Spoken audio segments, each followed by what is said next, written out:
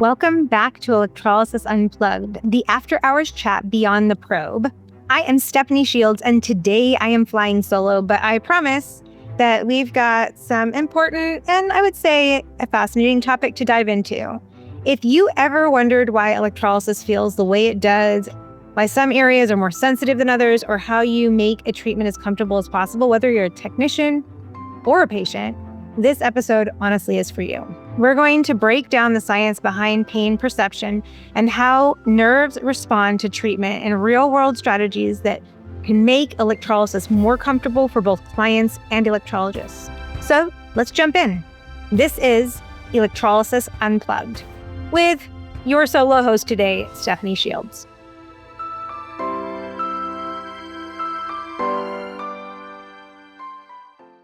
Hey, everybody.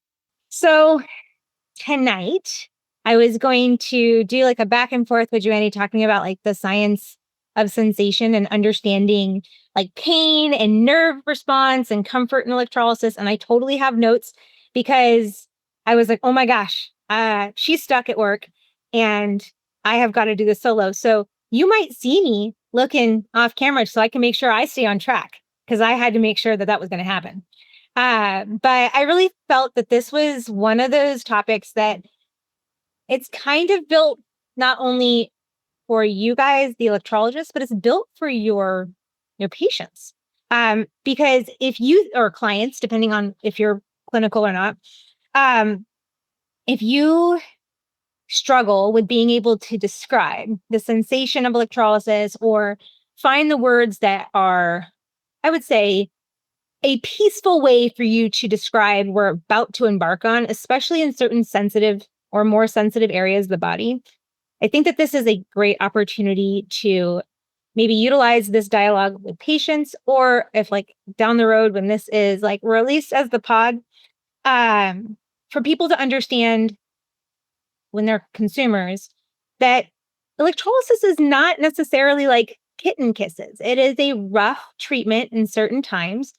And depending on the severity of the case in front of you, or the pain threshold of a person, or heck, when the wind blows west wrong, okay, it can be a rough day for some people. And then you'll have other individuals that just sleep or dissociate, and they can go to la la land and utilize a lot of different tools to then help them get through the process. I myself, when I had my electrolysis done at 12 years old, I would go to the dentist ahead of time and have them block my upper lip because I was 12. I didn't have a pain threshold really at that point because when you're that young, hopefully you have not gone through substantial traumatic stuff that has caused pain. Not to say that little kids don't, but we kind of build our tolerance as we grow older because we go through more stuff as we get older, hopefully, right? And so I would do the upper lip injection at the dentist, and then I would have my upper lip cleared.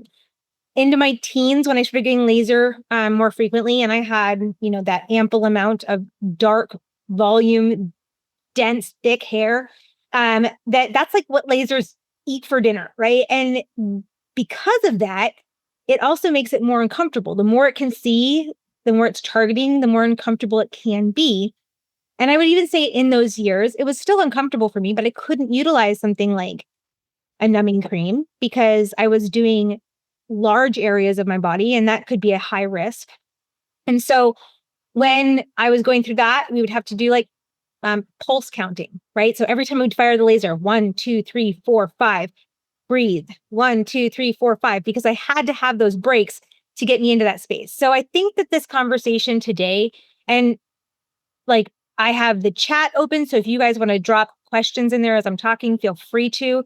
But I think this is a great opportunity for us to start talking about like how nerves respond, that there's still some questions. Colleague of ours in Canada, Kim, she is the Canadian president of COPE. She had done an amazing lecture last year when I was up in Canada with her spouse in regards to understanding pain and electrolysis.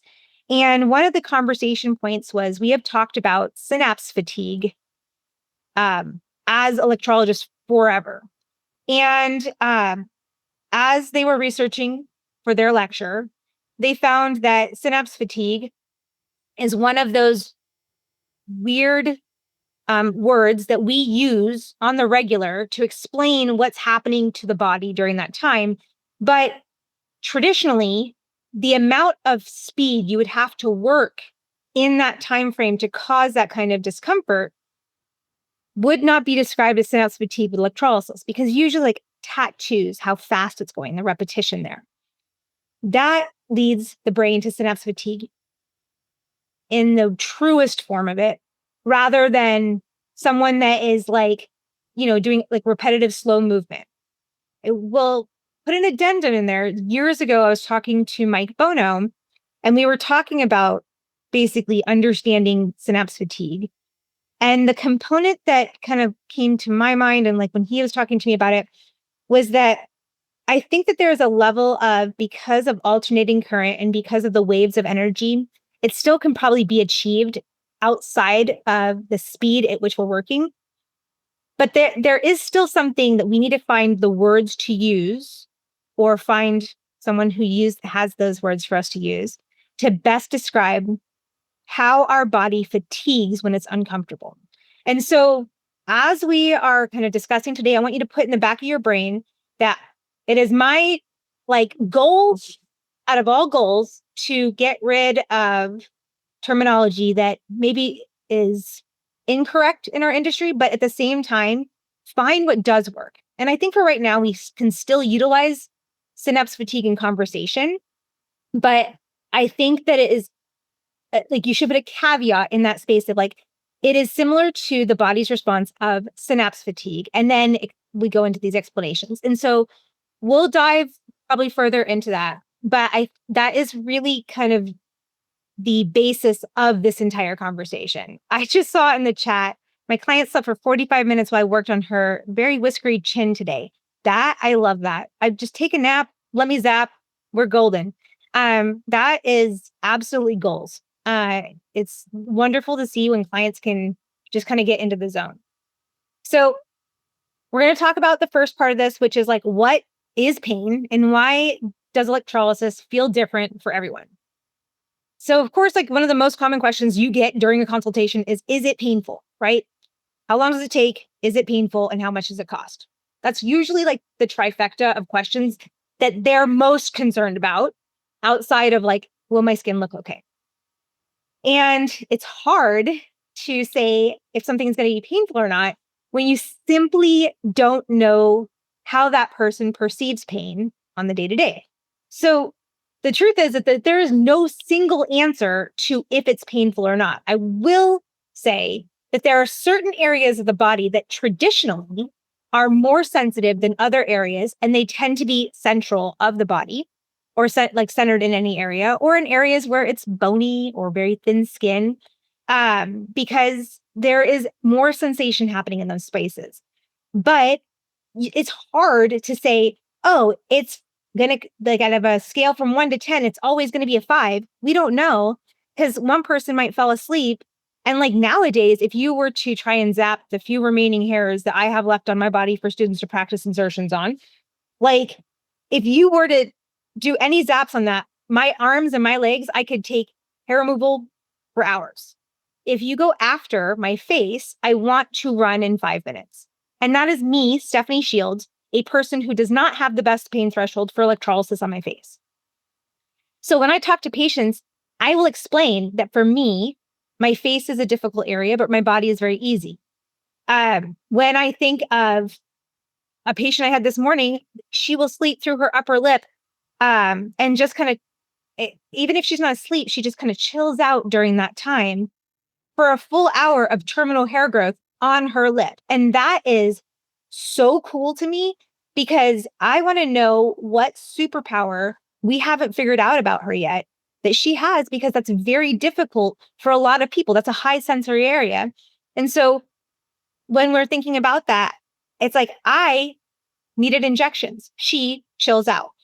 That's what pain can like be diversified in when we're talking to our clients. And so getting them to understand, especially during a consultation, that a sample treatment will help them understand their comfort level with the process before committing to like really like substantial treatment plans.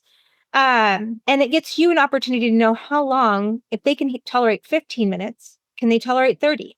If they can't tolerate 15 minutes, but they want a 3-hour appointment, guess what? We got to find a different way to go about this, because me chasing you around for 3 hours on the table when all you could handle was 15 minutes is less productive, and you paid more to get it done.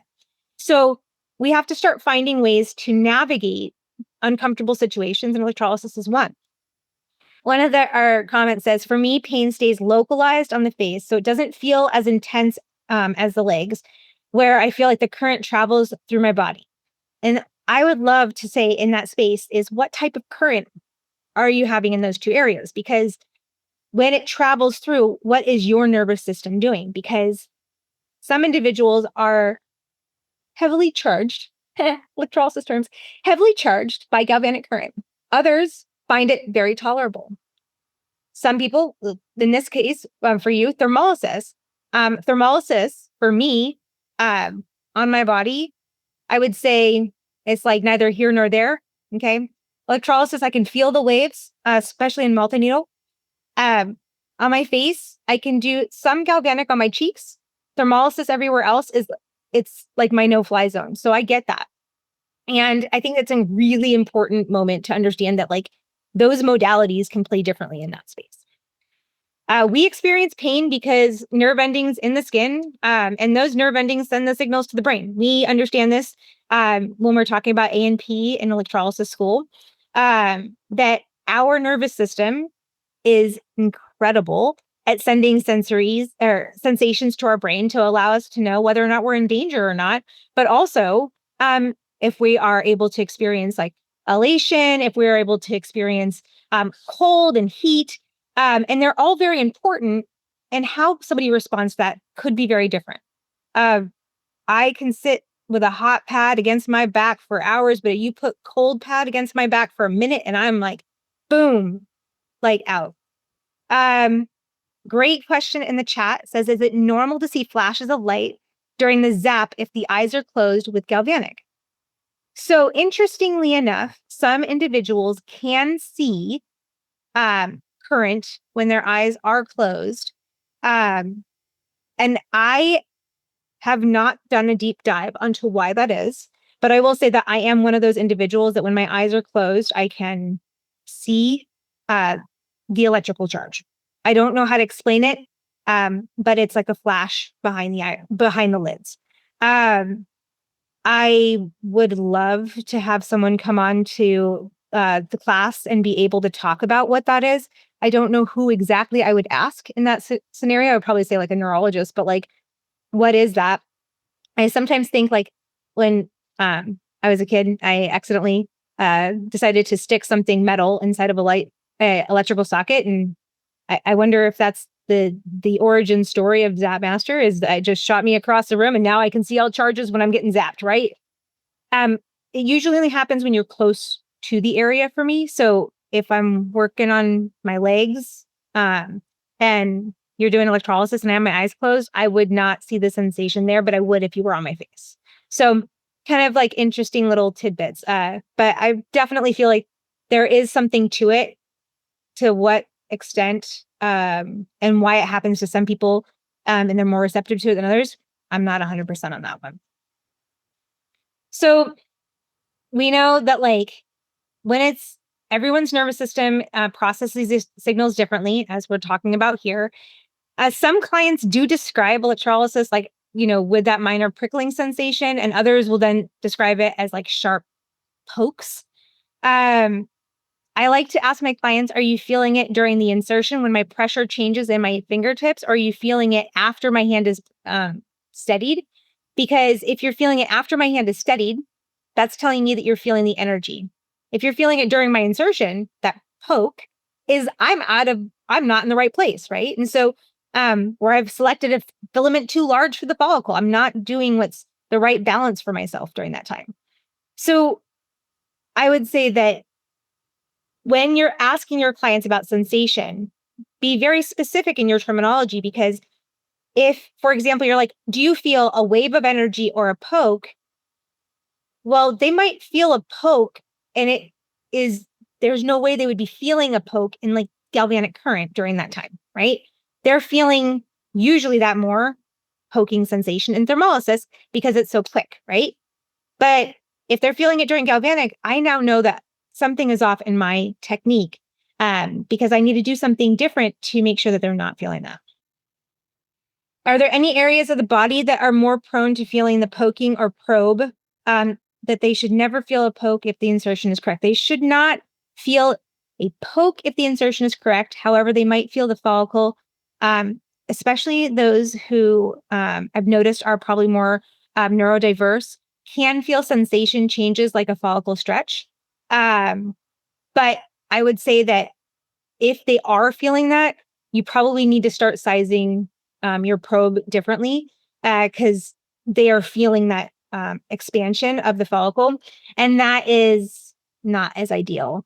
Um, if you're feeling pokes when people practice on her toes in the chat, uh, most likely it's especially practice, they're probably missing the target. But if you're feeling it after they're in and the poke sensation is when they're in the follicle, then I would say that you're feeling the energy. So got to think about that. Now, if you're feeling a poke and you're feeling them move their fingers back and forth, right? So this happens in school when you see us kind of like, especially if you do galvanic or blend, we sometimes do movement back and forth with the probe. If we're moving too fast, you will feel that probe push against whatever closest barrier it is, and how deep you are in the follicle, how young that hair is, or how old that hair is. Obviously, you are going to feel the stretch of that tissue, but that's why we move nice and slow when we're working. Your insertion speed is consistent.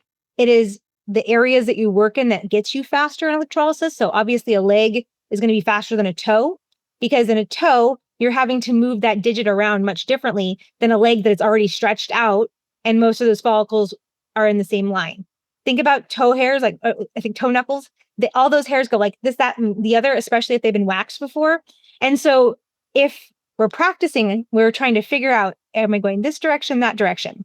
As an electrologist, I would say that especially in like your digits, your fingers and your toes, and you're doing a stretch in that area, having the opportunity to kind of pull the hand or pull the toe into your stretch will get you into a better space in that zone.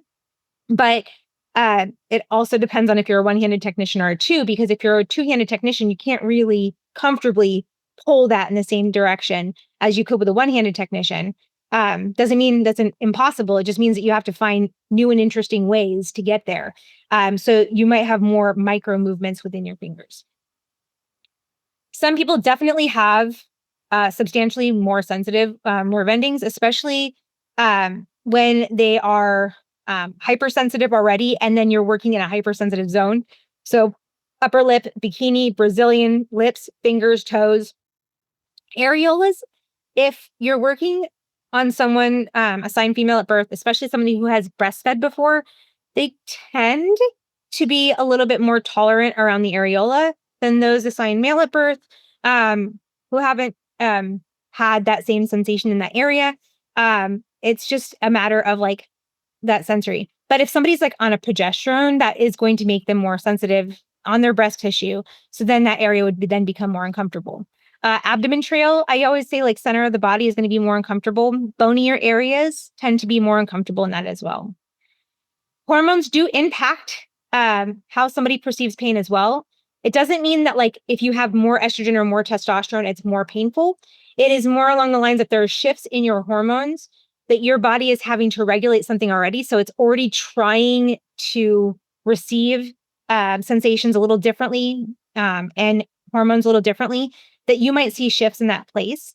And clients who are on hormone replacement therapy, especially estrogen, their skin sensation does get more sensitive over time, where someone that already has more established estrogen in their system and they might be going towards testosterone might have a little bit more resilience in that space. And it's just because one is kind of thickening and building, and the other one is more along the lines of softening and changing, kind of going into a more youthful space in that zone.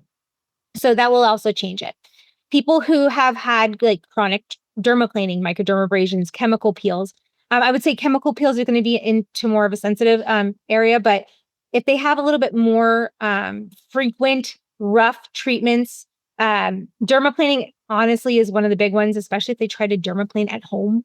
And you know that patients think that they can go online and buy these things and be like, this is a great idea. And it was not a great idea. And it's really caused a lot of damage in those areas because they're not the professional in that space, usually. And so, I mean, you guys know that even professionals, we do stuff that we is pretty off label and we shouldn't be doing because we know better, but we still will sometimes attempt it because we don't have another electrologist. We might try to zap our own chin hairs. Is that recommended? No, because it's hard for you to see the insertion point. But do we still do it? Sometimes. I see that within the aesthetics world as well. Just understand that when we're talking to other professionals in these spaces, that we're trying to help them understand why they're experiencing some of these sensation changes. This episode is brought to you by MEEC, the Maryland Electrolysis Education Center. MEEC is committed to providing comprehensive training and continuing education for electrologists at every stage of their career. Find out more about their programs at mdelectrolysiseducation.com. Clients that have chemical peels or have had ablative or sublative treatments, resurfacing treatments, CO2, that kind of stuff, their skin is very thin. It's really turning over a lot. It's going to be more sensitive. And typically during those procedures, it's not smart to do electrolysis on the regular. If you're going to be chasing that healing pattern, give yourself a little bit more time in between services. I always say corrective care and electrolysis usually don't go well together, right? Because if I'm doing corrective care, then I'm usually doing something to like really change over, like get that cell turnover to happen. I'm getting a lot of shedding to happen. And I'm trying to like work with like retinols and that kind of stuff. During electrolysis, that would not be prime. That's kind of me making my skin more prone to then hyperpigmentation, prolonged irritation, prolonged redness, prolonged swelling. And so if you are doing both, you should probably have about 4 weeks, and both technicians should know that you're doing these and that you guys are in communication with each other. If you're in the same office, it becomes exponentially easier. And if you are the technician providing both, it then becomes even easier than that. So like an esthetician who's also an electrologist can do more corrective care closer to each session because they understand what they just did. In the same office, you have the ability to have their charts and look back and forth and see what they did and see how close it was to the service because you're sharing that space. If I'm doing this and I'm going to like totally throw somebody in both bus, and Michaela works next door, right? Thanks, girl. She works next door and she's doing all these chemical peels on my client. And I have to go and figure out like, where did you do the chemical peel? How deep was it? What are we seeing here? That kind of stuff. We have to have a better dialogue between the professionals and not necessarily rely on the client to be the one to shuttle that information back and forth. Because when clients shuttle information, they leave things out. Intentionally, unintentionally, it just happens because it's like, why was that important? I don't need to tell her all that. I'm going to give her the basics. And so then we're going, why was the skin reacting this way? What was happening? Well, they probably left something out of the dialogue that they actually had with their esthetician. And now they're in our chair going like, why is this happening? And you're like, what didn't you tell me? So that I can start to get to know that, right? We really want to know like what that difference is. Great question. How much time should we give in between the treatments? My favorite timing, if we're doing corrective care, I would say between 4 and 8 weeks, depending on the health of the client's skin to begin with. And I would say the more active melanin in their skin, the more time you should be giving them, or the deeper the correction, the more time you should be giving them. Same thing happens when we think about our patients that are having like facial feminization surgery, facelifts, blepharoplasties. If you have had a recent incision, and let's talk soft tissue first, and it's been less than 6 weeks, and I have to stretch any area next to that incision point, we heal from the inside out. Even though you might see the skin pucker and come together as it's healing, you still have to heal internally. And that's why dehiscence can happen in major surgeries and that kind of stuff, because you got a scab on top, but nothing was healed below. You just had the Band-Aid happen, right? And so as that's happening, if I'm going into an area and I'm stretching every which way, and I haven't gotten approval from the doctor, I could be taking on a higher risk. And that client could be really upset that their results weren't great. If someone's had recent bone work, those are conversations that we have to have further because bone work takes longer to heal than soft tissue does. And so some surgeons will stay longer between their electrolysis sessions. And that is a prime time, especially in gender affirming care, where you could kick off working on their surgical prep while their face is healing. So you can go back and forth. And that's when you can have a hyper focus moment on one single area so they can really get the ball rolling and not fall out of their treatment plan. And it then helps them because, like, when we do think about the pain factor, you guys all know that when we take a huge break in our electrolysis and then you come back into your electrolysis sessions, you like almost like have deja vu, that you knew there was pain. You just didn't remember exactly how it was going to present itself, right? You knew, like, you didn't, it wasn't like childbirth where you're like, whoops, I forgot what that was like. And then all of a sudden you're like, oh God, that really sucks, right? It's more like, I feel like this was uncomfortable for me before, and it's not until you experience it that you really understand that. And so we have to be able to have those communication points because if somebody's having all these procedures and their body is always trying to heal, you irritating just the little follicle unit is going to send them to a new area of discomfort that you have to then talk them off that ledge, right? And taking those big breaks kind of pushes like their results further away. But if we can toggle back and forth between a second area of interest, it can definitely help. See, this is why I have my notes because normally I would allow Joannie to talk here. So we know that like hormone stress, fatigue, when the clients come in and they're just like exhausted, you can have two types of clients there. You can have the person who's so exhausted that this was relaxing and they took a nap, right? Right. And all of a sudden you're like, we have a different life. Okay.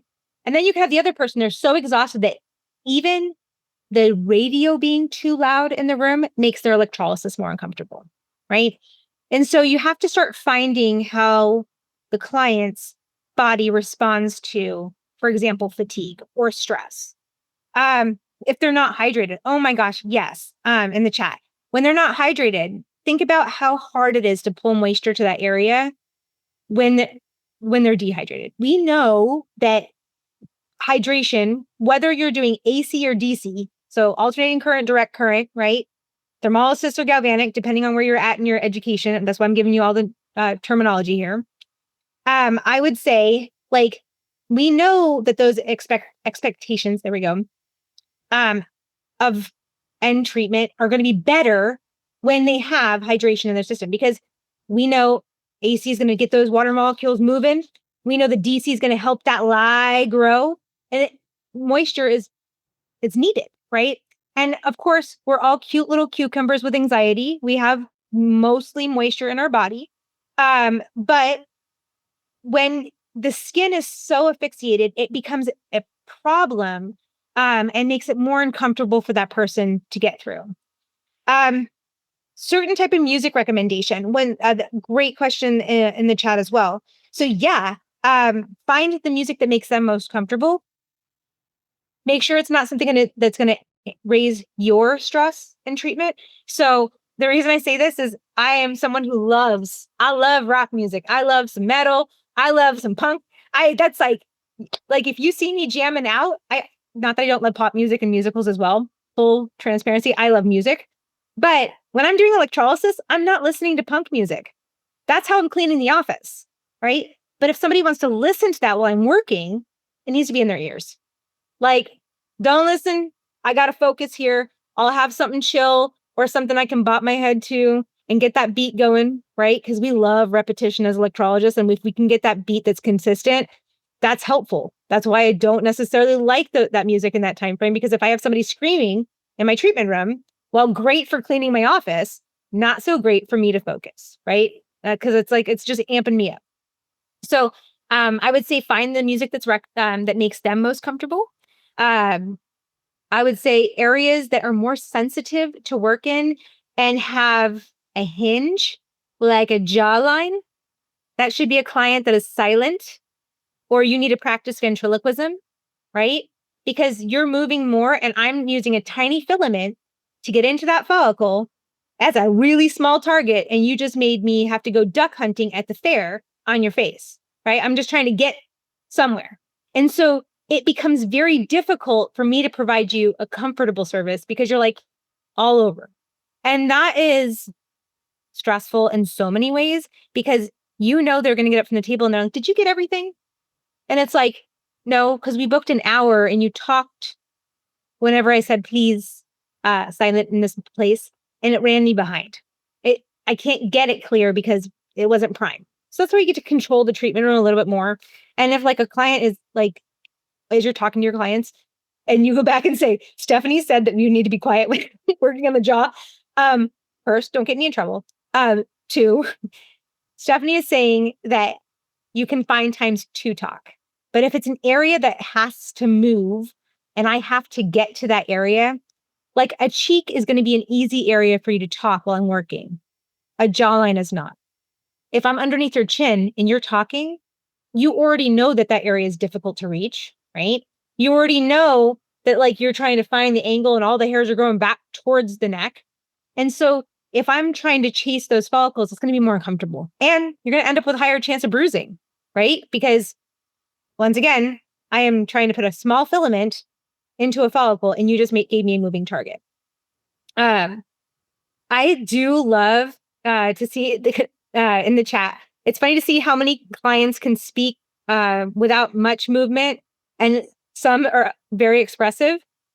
So I enjoy having tattoos, and I got told by my artist that I talk with my hands, and it moves the rest of me, and I have to make sure that my hands stay under me when getting a tattoo because my Italianness will move my whole body, right? And it will be, I was getting my calf worked on and he was like, calm your hands. And so it is a funny thing. It is something that happens in those moments where it's like, oops, my bad. And you're like, I got to get that in there. Sometimes if I have someone that's super mobile or they're fidgety because they are uncomfortable, I give them something to do.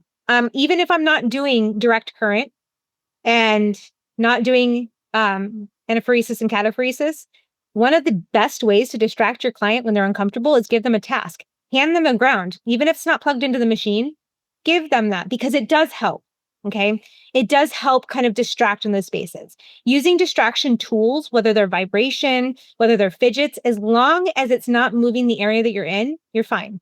The vibration tools, for example, amazing for certain areas to help kind of distract. But it's actually better to have it sit in a different area and pull the focus away than have it sit right next to what you're doing because that vibration tool against the area is now vibrating the area and you're in magnification. That is really hard on you. Stress balls, hold the ground. I love the little like forever popping things like I don't remember what they're called, but like the kids like it's like bubble wrap, but it's like forever. That's a great thing to give somebody. It's something that you can soak in some barbicide in between, and they're amazing. But anything that you can help that person distract themselves.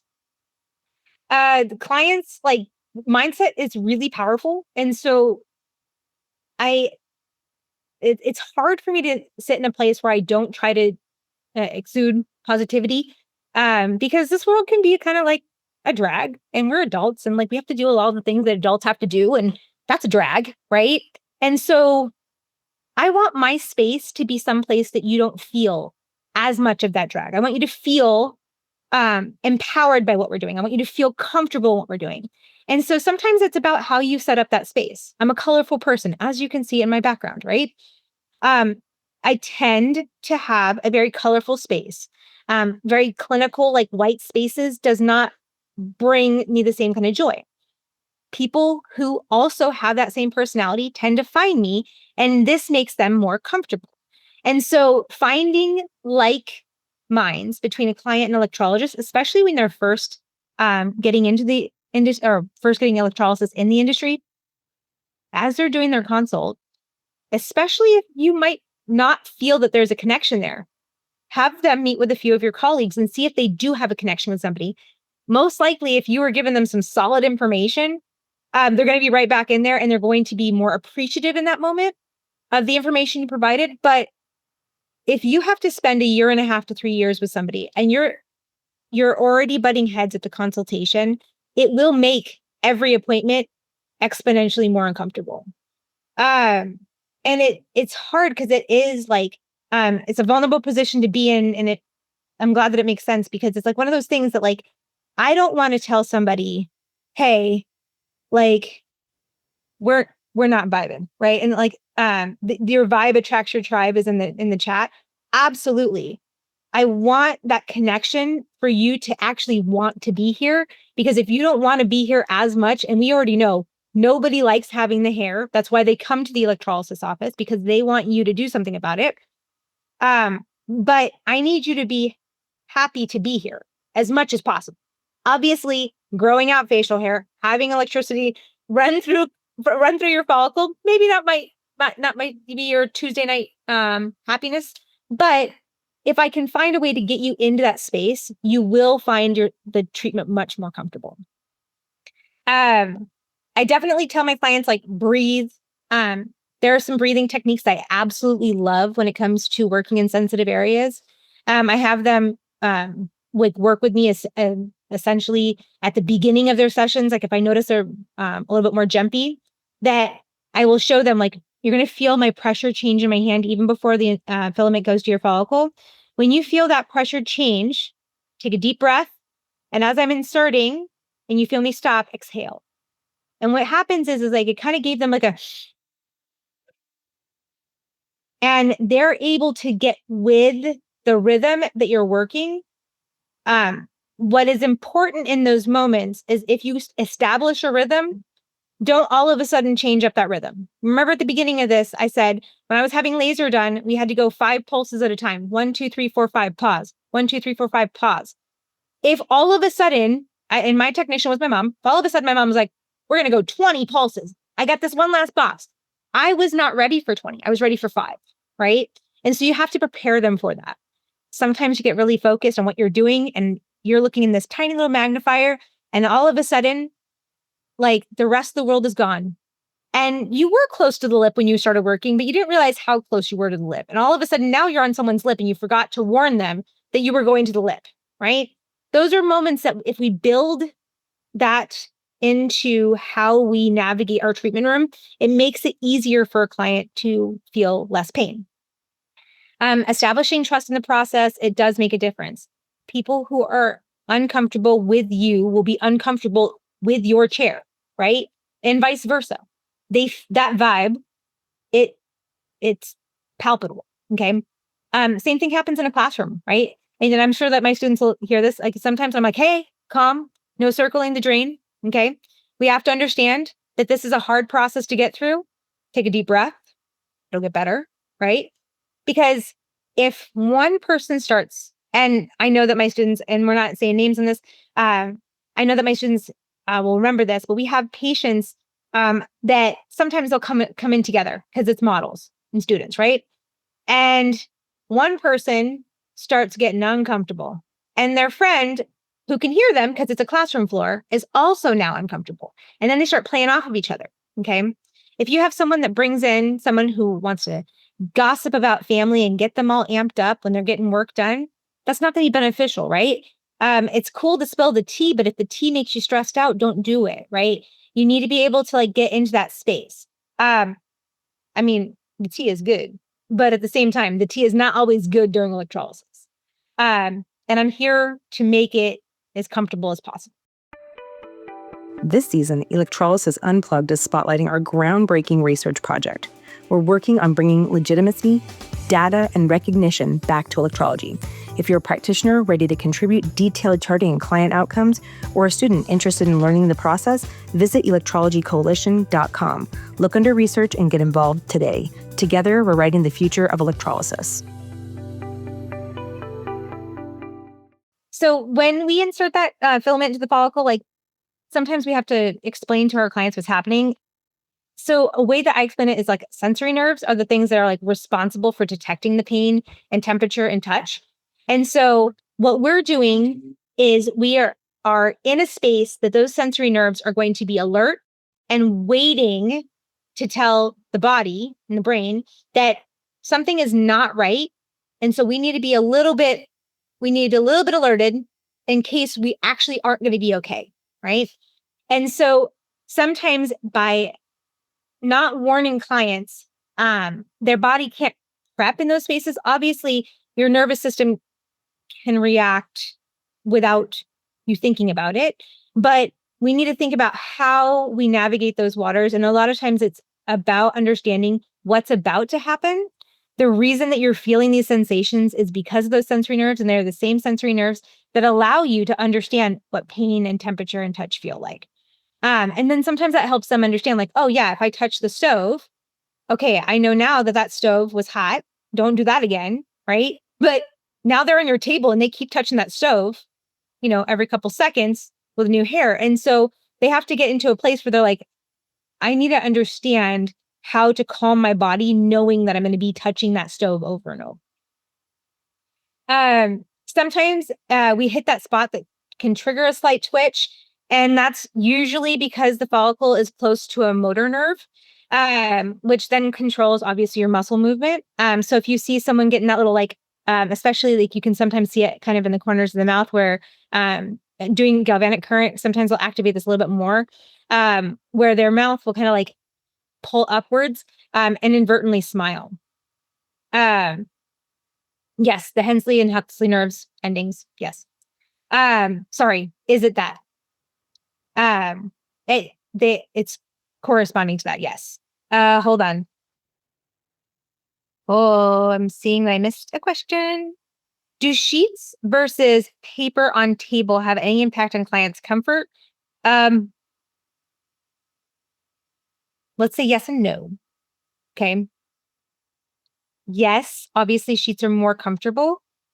Um, but they're harder to launder. And so I personally don't take that into consideration in that space. I just go with paper because years ago we used sheets in our practice and we do a lot of pubic work. And I had to do hair removal twice every day, once during the session, and then once like after laundry. And that's just because those little curls get hooked in those fibers. And so you have to go with something that has tight enough like locks in the stitching that it's less possible. Um, but yeah, I mean, like it's cold out right now, or at least where I live. And I think that a client would be more comfortable when having, especially Brazilian work, where more of their body is exposed, even if draped, to have a nice warm sheet over the top of them than they would for me to be like, here's your chuck pad, enjoy, because that might be a little bit uncomfortable. Um, and yeah, this is another thing. Some of the state regulations make sure that you have to have disposable paper. Some of them will say no to having sheets. Um, okay, is the motor nerve that I explained the same as someone's leg twitching during laser? Yes, it's basically that response is close enough to that nerve that if you're getting movement, it's a motor nerve. Okay, if you're getting sensation, okay, but no movement, sensory. They both can happen. Oh my goodness, it's as if like, you guys, my partner in crime finally showed up. It's as you're having those sensations in different places. But I will say that for myself, I went going back to the sheets versus table paper. I'm personally a table paper person.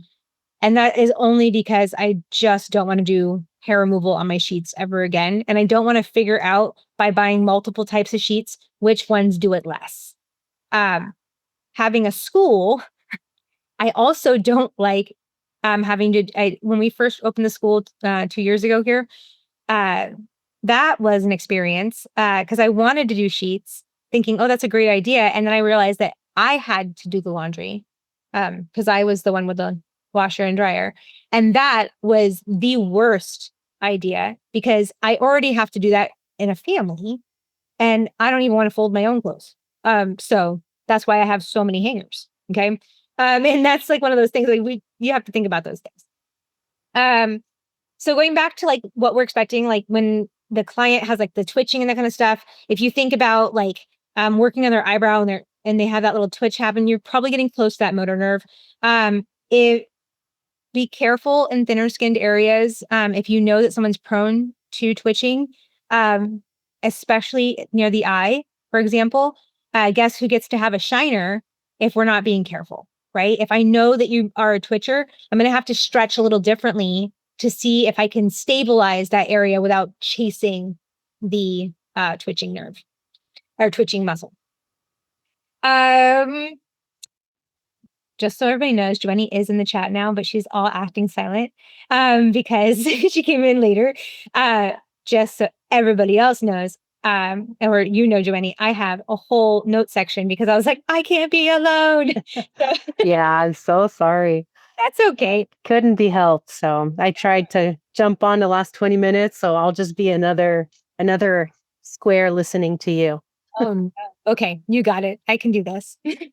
No, I got you. But I'll jump in, I guess, whenever. What are we talking about? Let's recap.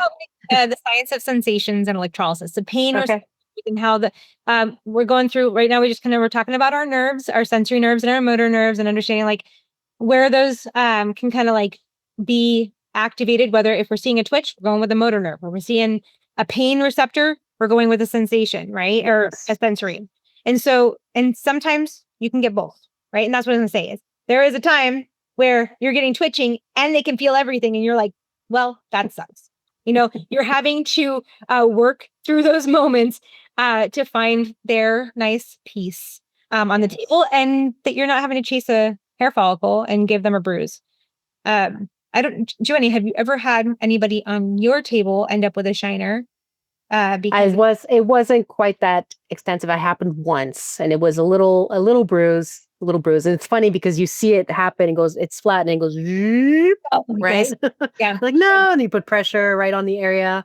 Yeah. But yes, it happened once. After that, yeah, I learned my lesson. It's called calm down, slow down, take your time, right? Simmer down. We do not fast. We need to be take a breath. Yeah, exactly. Yeah, there's some areas it's important to slow down, just for the sake of accuracy and, doing a job and making sure that you're just not cutting corners and causing things like that. When I've definitely, caused a bruise up on the eyebrow for certain, and the neck. That's another area, especially if you got a person who's mobile, and you're chasing them. Those are areas that can happen. I will say that when you're working with older population that has like poor healing, those are things that can happen more frequently. Yeah. So understand, because that happened to actually one of my apprentices back in Arizona, where I heard my name, Stephanie, through the halls of the office. And all of a sudden I was like, I don't know what's going on, but I'm going to go figure it out. And unfortunately, it was an elderly woman that had really thin eyebrow skin, and she hit it just right. And it was like a sizable bruise. And that's just one of those moments that you feel so bad. Her patient was so gracious about it. She was totally cool, but it doesn't make, them going away. You don't feel good about it. And so, and did it hurt them? Possibly, but sometimes not at all. I mean, like, it just depends on how fast you were going.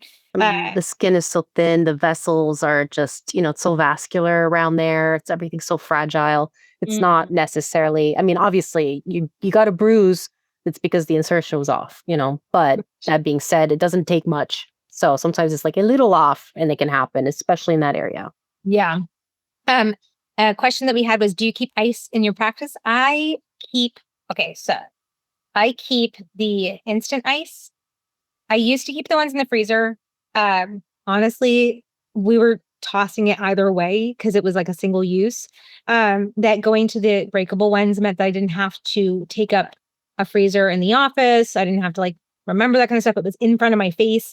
If it's in the freezer, I'm not paying attention. I don't do ice in my glass. So it's one of those things that I'm rarely in there. And less of a mess too, if you have those packs. Yeah. Because the water melts, it goes everywhere. And then they can use it during the session, even if it's, I do love that. Using those instant ice packs, and they have instant heat packs too. Not that you would do that during electrolysis, but like if for example, somebody was trying to find different ways to get through electrolysis, you can give them something warm. Mm-hmm. But basically, if you can distract that brain while you're working, it's just going to help you more and more. Michaela said that she uses a wet paper towel that she freezes in a plastic bag. So pretty much it makes like a little water balloon, I guess. So yeah, that's another good thing. If you kind of paper towel, get it wet, put it in one of maybe like a snack pack size bag or something. You can freeze those ahead of time, and then they have little ice packs.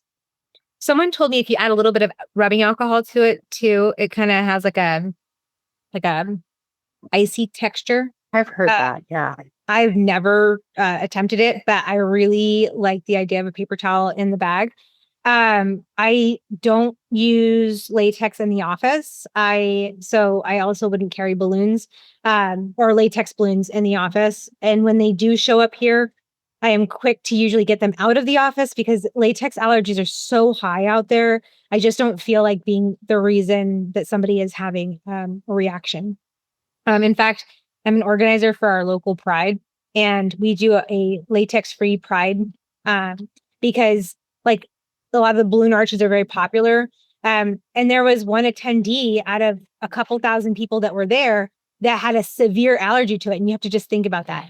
Filling up a glove, it can cradle the face. That is actually a great idea, especially if you found a way to shape it to like what the hand would be. Oh my gosh, that's brilliant. Like, boop, here, hold that. But I have used the nitro gloves that way. Mm-hmm. I also, whenever people, this is when I was more of like on the clinic side of things. When people would bring in their kids, I would always blow up a hand glove and give them a chicken. Because it gave, like, they thought that was the coolest thing ever. And I spent like, a cent to give them something to distract them the entire treatment. And now all of a sudden they have a chicken, right? And so the mom's not worried about it. They have their hand chicken. Gloves are very versatile in the office. Okay, things that can influence electrolysis sensations. So if we think of like going session to session, clients that have substantial changes in hormone patterns, medications, have had recent antibiotics, have recently had the skin resurfacing stuff, that sensation could vastly change how it feels. So it's important to kind of get to know your clients. I have some clients that assign female at birth that when they're ovulating, they're more sensitive. And I have other clients that when they're menstruating, they're more sensitive.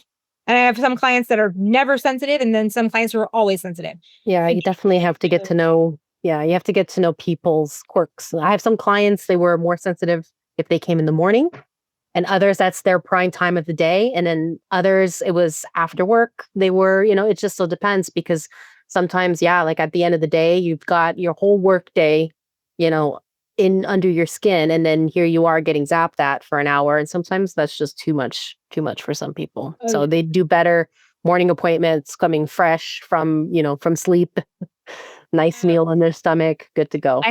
That is such so are you like zonked and like you're barely waking up and that's why you can handle my table? Or Mhm. do you have a high stress job? And so I am the least stressful thing in your day. So Yeah. after work, I mean, like, you have to think about those things. So Exactly. skin hydration, moisture levels, those are huge impacts when changing sensation in those spaces. Um, so like if there's dry skin, there's going to be like more resistance. It could be just more reactive. So that's why we talk about doing like at school, we do anaphoresis at the start of a treatment because we're trying to like pre-treat. Um, Caffeine, that's a great one. And that Michaela said, caffeine's another one. I will say that some individuals, especially those who have like ADHD, if you remove the caffeine, it actually makes them more sensitive than others than if you put the caffeine in. So you have to think about, does caffeine make you tired? And this is a great question for you. Like, can you have like a cup of coffee and go to bed? Or will a cup of coffee keep you up all night? Because Mhm. I need to know what that's going to be. Clients, none of us can tell somebody what medication to take, but there are things, especially if they have a driver, that they can, like if they took a Benadryl, um, while I would never tell someone like they have to do that conversation with their doctor and they have to be driven. Because if someone takes a Benadryl for a 15-minute session or an hour-long session, trust you're still feeling that Benadryl after that session. And so I need to know that you're safe, right? And you can't hang out at the office all day. So while you can take medications that will suppress the pain, I don't recommend it unless you have a driver. And in most cases, if you do have a driver, I need them not to be in the office during that time. I need them to kind of come and go because you might have a limited space in that zone. So like I will tell the driver when to come back. But kind of like when you're at the dentist and they give you like a sedation, you have to make sure that you're safe going back and forth. Yeah, I've had a lot of clients that came in like, if they had smoked like smoked weed or, drank, or they take, they have some heavy duty painkillers from some procedure they've had, and they're saving them and they're using them, and so they can be on some pretty hefty stuff, and you have to be careful. And like that's one thing to think about is like utilizing stuff that might be a diuretic or dehydrate you. So pain medications can dehydrate you. THC can dehydrate you. Alcohol can dehydrate you. I sometimes like clients are like, nothing is like everything that I would expect to work on them because it always does. And they come in for that one session. I'm like, what'd you do last night? And I joke with the students about this. Like if you had, it was Taco Tuesday and you had all the tacos and the margaritas, you're probably going to be pretty like dry the next day. And you got to get some water in that system. So utilizing stuff like anaphoresis in that space, or just taking after you've cleaned the area, like a mild, like a witch hazel or like a tonic K. Am I saying that right? I think I'm saying that right. Yeah. So if you're doing that one, those are great to kind of like just take a little bit of that dryness off of there. But also it's important to mention that, hydrating like via liquids and things like that is good as long as you do it 24 to 48 hours before your session. So like drinking a gallon of water as they're walking into your room is not, it's not going to do much except make you have to go pee every 5 seconds. It's funny because Laura on the call, we have this one patient that for surgical prep, we could not get them to stay for 5 minutes on the table and was always going to the bathroom. And at first I was like, sometimes people like have to run to the restroom because they're in pain, right? And other times it's because they've had a lot of water, right? Or a diuretic. So in that space, I walked in there and I would say that I was like, like, have you been drinking water? Like, you've been going to the bathroom a lot? Like, and she's like, oh yeah, I like loaded up on my 2 hour train ride down. And I was like, girl, it is not the 2 hours before, because that's why you're having a potty break every 5 minutes now. It was yesterday and taking all that in and then adding in electrolyte. And then, I wouldn't say witch hazel is hydrating. I would just say, like in the chat, Sheila says, did I say that witch hazel is hydrating? It's not that it's hydrating, but it's not going to be like stripping the skin as much as the alcohol would. So if you were to clean off the area and then follow that up with a swipe of that, you don't want to have like wet skin, because think about this. If your skin is wet, that is an area that is more conductive on the surface, right? And if you made a mistake of having a shallow insertion or a mobile client or whatever, now my insertion, if that point effect gets to the wrong point, I don't want it to be on the surface, and I don't want it to be in a more charged area again. Yeah. Well, I always tell clients, electricity likes water, so that's why it's important. But you want that water to be where your target is, right? So exactly. If you've got like putting lotion because the skin is there, leaving numbing cream on and working through it, right? So anything that would be a conductor shouldn't be on top of the skin when you're working.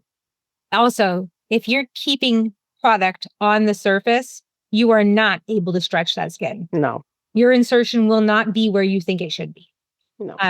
Take the product off of the area. It will. And for anybody that has a client that's like, you have to work through it. I have to have the numbing cream on. That is up here, and we need to work on up here first, because that numbing cream does nothing if you just put it on. You need it to saturate in that skin so that they can have that relief going forward. And then, yes, electricity loves water. And that's why we have to say that, because they have to understand that I'm using that to my benefit. And if you're using it against me, then at some point it can be counterproductive. So I would probably have gone on for a lot longer today. But I will say that today is my anniversary. And so I think that we'll call it here so I can go on my date. And you guys can have a lovely evening doing whatever you need to do to recharge for your workday tomorrow. And if you're off tomorrow, woosah, that's awesome. But thanks for listening to me by myself for a little while. Joannie, thanks for actually like hopping in when you were available. We're sorry that thank you, hon. But thank you for popping in here. Because I was like, missed it. hopefully y'all didn't feel like, oh my gosh, this woman will not stop talking. But I'm glad to have you guys all here. And we're back on next week, same time. Yeah, next week, same time. And I'll if be you're there. on the research committee, we're on tomorrow morning. That's Hope right. you're here.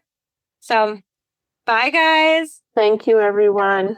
You're welcome. Thanks, Stephanie. Happy anniversary. Thank you. Thanks for tuning in to Electrolysis Unplugged. We hope today's conversation gave you something you can take straight back to your practice. Don't forget to share this episode with a colleague. And if you're part of our mentorship community, continue the conversation with us there. Until next time.